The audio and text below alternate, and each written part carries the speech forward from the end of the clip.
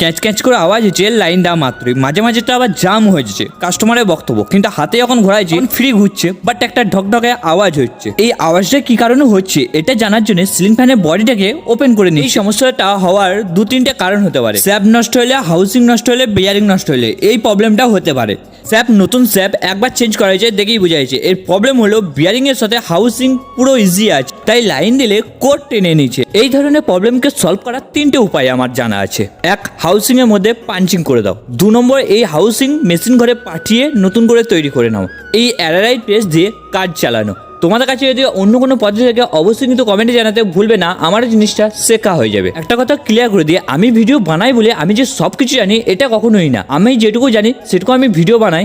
যদি আমার কোনো ভুল হয়ে থাকে তোমরা অবশ্যই কমেন্টে জানাবে, আমি আমার ভুলগুলো বুঝতে পারবো এবং সংশোধন করবো। আগের দিন আমি যেমন স্ট্যান্ড ফ্যানের স্যাপটা যেমন রোটারটার সাথে উল্টো ফিটিং করছিলাম, যেটা তোমরা অনেকে কমেন্ট করে ধরিয়ে দিয়েছিলে, তার জন্য তোমাদেরকে অসংখ্য ধন্যবাদ।